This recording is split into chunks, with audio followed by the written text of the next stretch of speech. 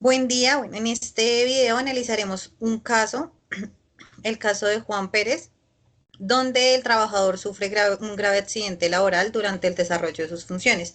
A partir de este hecho se desarrolla una mesa redonda con la participación de recursos humanos, el supervisor y el abogado laboral, quienes discutirán las responsabilidades, consecuencias y el marco normativo aplicable en Colombia. Este análisis se realiza con base en el Sistema General de Riesgos Laborales con el fin de comprender cómo se protege al trabajador y qué obligaciones tiene el empleador frente a este tipo de situaciones. Les voy a leer cuál es el caso. Juan Pérez, empleado de una empresa de construcción, sufrió un grave accidente mientras realizaba sus labores diarias.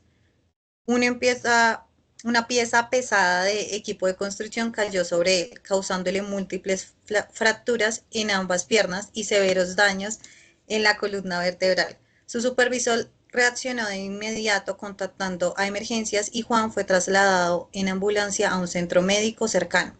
Tras el accidente, fue sometido a varias cirugías y a tratamientos médicos. Sin embargo, pese a los esfuerzos realizados, el dictamen médico determinó que quedó con una pérdida de incapacidad laboral del 50.1%.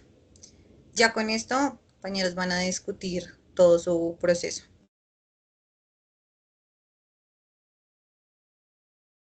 Bueno, mi labor es como la del supervisor en este cargo. Ahí nos dicen que si el supervisor tuvo culpa, no tuvo culpa porque él actuó rápido y llamó a emergencias.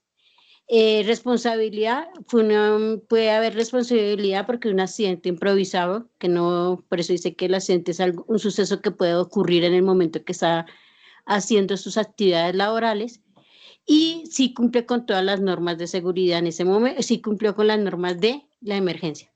Puede tener responsabilidades, puede sí tener un poco de responsabilidades porque de pronto él no verificó las condiciones de seguridad, permitió que pararan los equipos en mal estado, no aplicó los protocolos de seguridad que se deberían de tener o no supervisó adecuadamente antes de desarrollar la tarea. Esto es lo que hace el supervisor que está en el momento del accidente.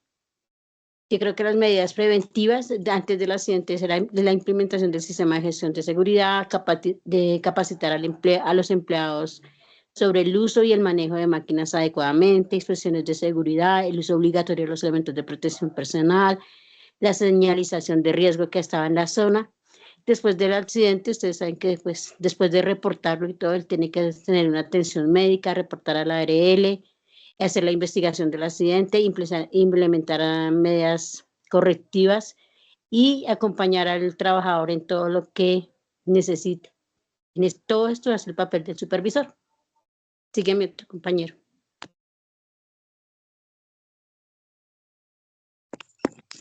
Buen día. Desde el área de recursos humanos abordamos este caso principalmente desde el manejo administrativo, legal y humano del trabajador después del accidente.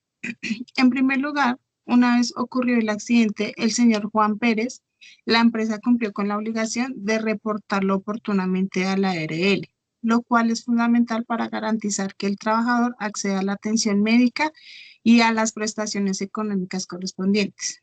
Posterior a esto, con base en los conceptos médicos emitidos, se determinó que el señor Juan presenta una pérdida de capacidad laboral del 50.1%. Este punto es clave, ya que según la normatividad colombiana, cuando la pérdida supera el 50%, el trabajador tiene derecho a una pensión de invalidez y no a una indemnización. En este caso, dicha pensión debe ser asumida por la ARL al tratarse de un accidente de origen laboral. Desde esta área, es nuestra responsabilidad hacer acompañamiento al trabajador durante todo este proceso, asegurando que reciba la información clara sobre sus derechos, el trámite de pensión y el seguimiento de la situación laboral. Adicional, la empresa tiene la obligación de evaluar la posibilidad de reubicar al trabajador en un cargo acorde a sus nuevas condiciones de salud. Esto implica revisar las opciones disponibles dentro de la organización y, de ser necesario, realizar ajustes razonables. Sin embargo, esta reubicación dependerá del concepto médico y de la viabilidad real dentro de la empresa. Es importante resaltar que debido a su condición, el trabajador cuenta con una protección especial, lo que significa que no puede ser despedidos sin el cumplimiento de los requisitos legales, garantizando así el respeto a sus derechos laborales. Finalmente, desde nuestra área también velamos por todos los procesos administrativos que se realicen, incluyendo el reporte, la documentación y la coordinación con la ARL, asegurando que tanto la empresa como el trabajador cumplan con lo establecido por la ley. Gracias. Buen día. Desde el punto de vista legal, este hecho constituye claramente un accidente de trabajo, de acuerdo con lo establecido en el artículo 3 de la Ley 1562 del 2012, que define el accidente laboral como todo suceso repentino de que sobreviene por causa o con acción del trabajador y que produce una lesión al trabajador. En este caso corresponde a la Administración de Riesgos Laborales, ARL, determinar el origen del accidente conforme el procedimiento señalado en el artículo 1295 del año 1994 y el decreto 1072 del 2015, evaluando las circunstancias, tiempos, modos y lugar, como los soportes médicos e informes del evento. Es importante destacar que la responsabilidad de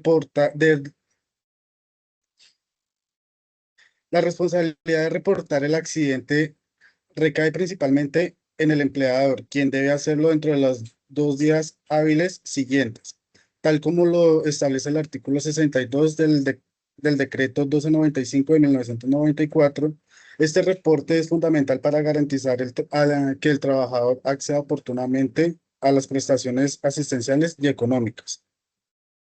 Ahora bien, en cuanto a las consecuencias del accidente, el dictamen médico determinó una pérdida de capacidad laboral del 50,1%.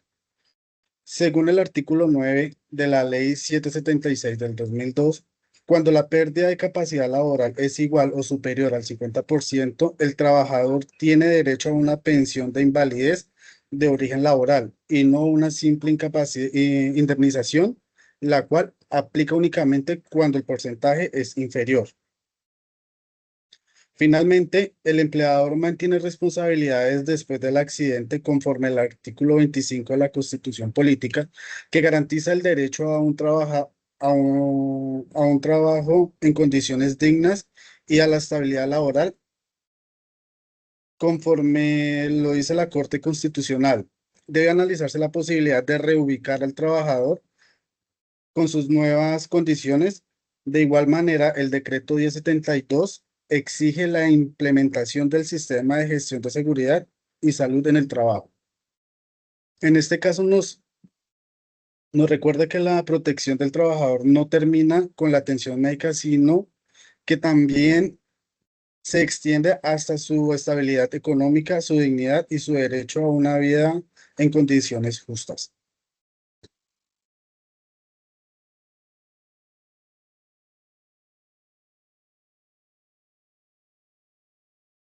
Bueno, y para concluir este caso, se evidencia la importancia de la prevención y el cumplimiento de las normas en seguridad y salud en el trabajo dentro del sector de construcción. El análisis permite comprender que el accidente laboral no solo genera consecuencias físicas para el trabajador, sino también responsabilidades legales para el empleador y la intervención del sistema general de riesgos laborales en el marco normativo colombiano. Como lo decía mi compañero, se destaca en el decreto 1295 de 1994, la ley 1562 del 2012, el decreto 1072 del 2015, el decreto 1507 del 2014 y la ley 100 de 1993. En definitiva, la normativa no solo busca atender las consecuencias de los accidentes laborales, sino principalmente prevenirlos, garantizando la protección, dignidad y bienestar del trabajador en Colombia. Gracias.